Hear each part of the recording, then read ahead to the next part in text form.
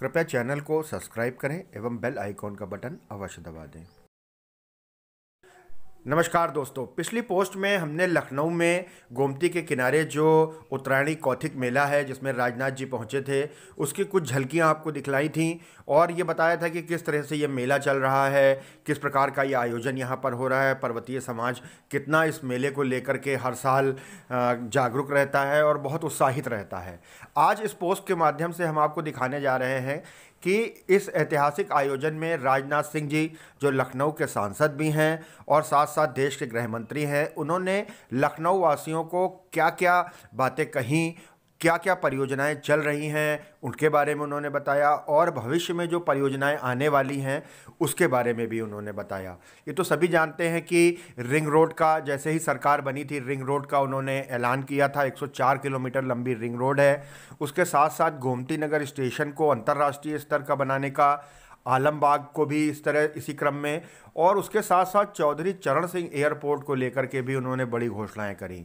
आइए राजनाथ जी के पास चलते हैं और एक तो बड़ी मनमोहक शैली है इनकी बोलने की, हाथ घुमा करके जिस तरह से बात करते हैं लोगों को मंत्रमुग्ध कर देते हैं। और लखनऊ से इनका पुराना नाता रहा है, लखनऊ की तहजीब के बारे में भी इन्होंने बहुत कुछ कहा।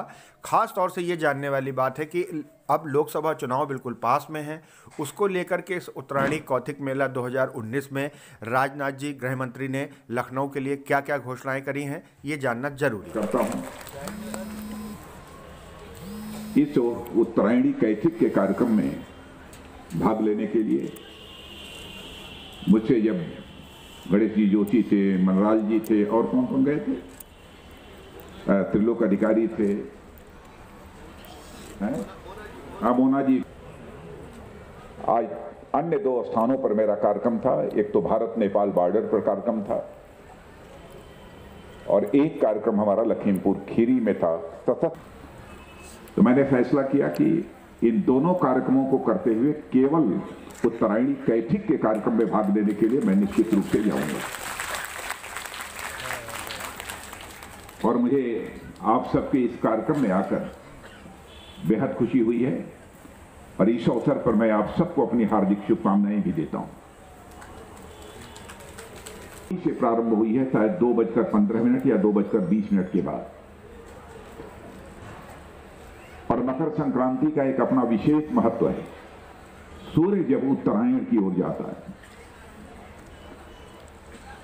और जिस दिन जाता है उस दिन को हम मकर संक्रांति के रूप में, कौथिग के रूप में, पोंगल के रूप में, माघ बिहू के रूप में, यानी तरह तरह के नामों से सारे देश भर में हम लोग इस पर्व को बड़े उत्साह के साथ मनाते हैं। और मेरा यह सौभाग्य है कि उत्तरायणी कौथिग के इस कार्यक्रम में मैं पहली बार नहीं आ रहा हूं, बल्कि उत्तरायणी कौथिग के इस कार्यक्रम में मैं तीसरी बार आ रहा हूं। जब भी यह कार्यक्रम होगा हमारी कोशिश होगी सारी व्यस्तताओं के बावजूद कि मैं समय निकालकर इस कार्यक्रम में आऊं। लखनऊ सांस्कृतिक विरासत के मामले में, इतना ही नहीं तहजीब के मामले में, संस्कारों के मामले में केवल उत्तर प्रदेश और उत्तराखंड में ही नहीं जाना जाता है बल्कि पूरे भारतवर्ष में जाना जाता है। उत्तरायणी कौथिग इस नाम से लोग परिचित नहीं थे, लेकिन आप लोगों ने अपने परिश्रम से इस उत्तरायणी कौथिग की एक पहचान बनाई है और भारत के सांस्कृतिक कैलेंडर में इस उत्तरायणी कौथिग ने अपना स्थान बना लिया है।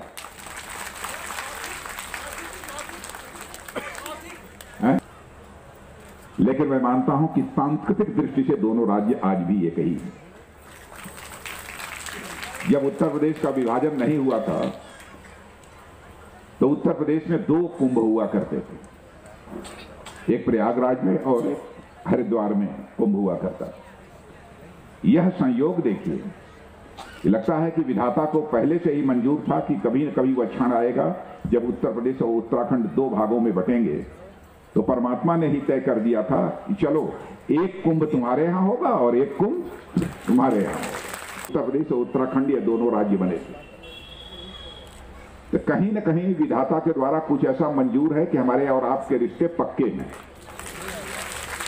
समय पर जो भी समस्याएं सामने आती हैं सारी व्यस्तताओं के बावजूद मैं अपनी तरफ से कोशिश करता हूं कि उन सारी समस्याओं का समाधान हो। अब ट्रेन की बात पिछली बार आई थी, अब मुझे नहीं मालूम था कि अब वो 3 दिन से 5 दिन हो गई, 2 दिन बाकी रह गया है। लेकिन आज हमारे गणेश जोशी जी ने बतलाया कि 2 दिन बाकी रह गया है। अरे 2 हो गया तो 2 और हो जाएगा।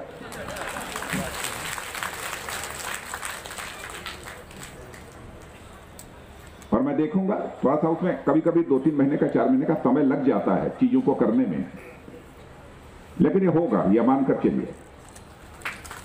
लेकिन अन्य जो ट्रेनों की आपने बात कही है, मुझे लगता है ये लिख कर देना होगा, और ये लिख कर मिलेगा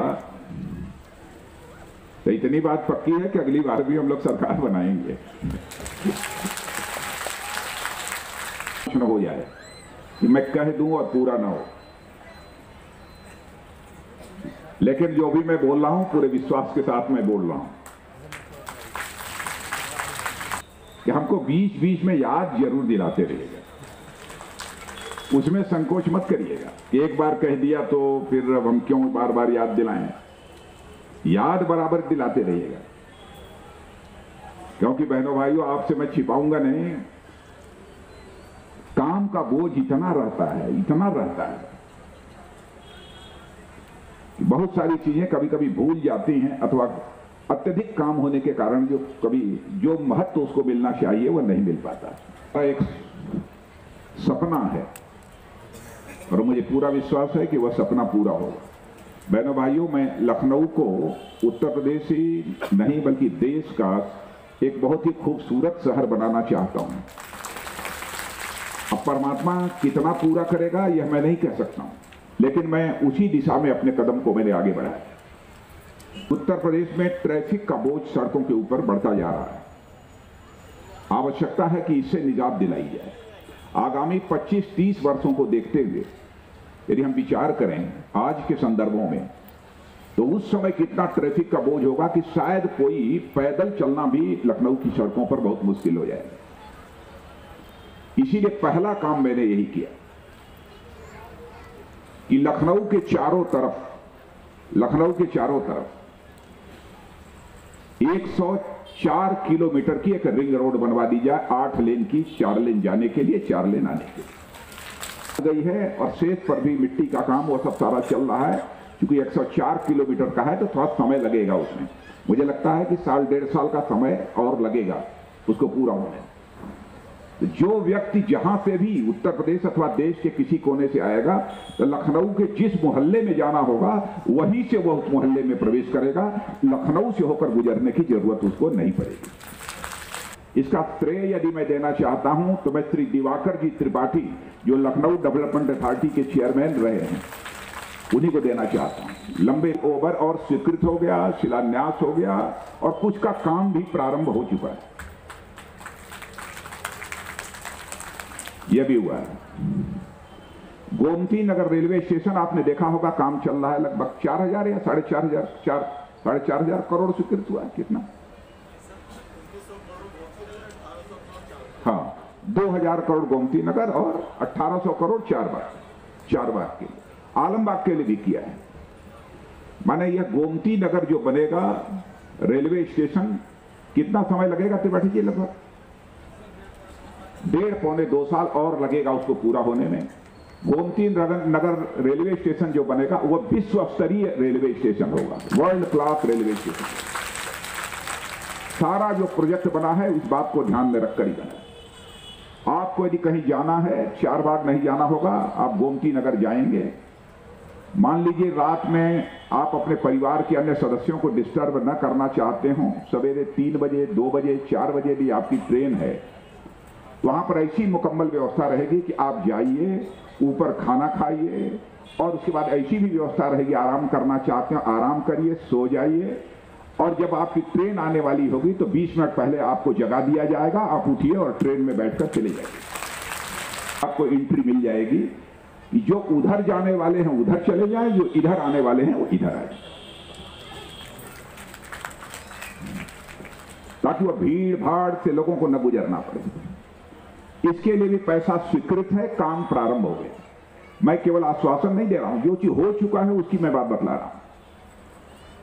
यह भी हो गया है।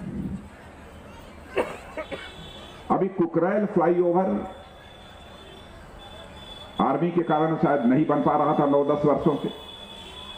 आपने देखा होगा कि उसमें स्वयं पहल करके अब इस कुकरैल फ्लाईओवर की ही समस्या का समाधान नहीं हुआ, बल्कि आर्मी ने पूरी तरह से अपनी सहमति दी और हमारे उत्तर प्रदेश के कई ऐसे मामले जो आर्मी से उलझे हुए थे, हमारी स्वयं आर्मी चीफ से बात हुई और आर्मी चीफ स्वयं यहां पर आए। उन्होंने कहा कि इसका समाधान होना चाहिए, नहीं तो और 20 साल लग जाते, किसी भी सूरत में इसका समाधान न होता। कुकरैल ब्रिज में काम तेजी से चल रहा है और मैं समझता हूं कि शायद 1.5-2 महीने के अंदर कुकरैल ब्रिज से आप आ जा सकेंगे। विकास से संबंधित चीजें हैं जिनको कि हम लोगों ने इस बीच करने की अपनी तरफ से कोशिश की है। एक जानकारी और आपको देना चाहता हूं कि एयरपोर्ट, आप देखते होंगे कि यहां पर जितनी भी प्लेन्स चलती हैं, अब उन प्लेन्स में कभी कभार भीड़ ज्यादा हो जाती है, पैसेंजर्स की संख्या अधिक हो जाती है। आपको जानकर खुशी होगी कि 1100 है कि 1300 करोड़, 1300 करोड़। अब यह हमारा एयरपोर्ट यह डेवलप करने जा रहा है। 1300 करोड़ रुपया स्वीकृत हो चुका है, कैबिनेट के द्वारा स्वीकृत हो चुका है। अब आज जितनी फ्लाइट्स चल रही हैं, इसकी 2.5 गुना फ्लाइट अब लखनऊ से सारी दुनिया के लिए चलेंगी। प्राणी कैथिक होकर रहेगा, कोई ताकत इसे रोक नहीं सकेगी। अब इसमें क्या होगा, कैसे होगा, मैं बात करने के बाद ही तब मैं बताऊंगा। समृद्ध हो। इस उत्तरायणी कौतिक के अवसर पर मैं आप सबको पुनः हार्दिक शुभकामनाएं देते हुए अपना निवेदन समाप्त करता हूं। जीवन सिंह टिटियाल जी उपस्थित हैं। आप सभी से निवेदन है, कृपया एक बार पुनः अपने आसन ग्रहण करने की कृपा करेंगे। आदरणीय गृह मंत्री महोदय, और आगे के संचालन के लिए अब मैं श्री के.एन. चंदोला जी को आमंत्रित करता हूं, जो एक महत्वपूर्ण कड़ी में संचालन करने के लिए आ रहे हैं।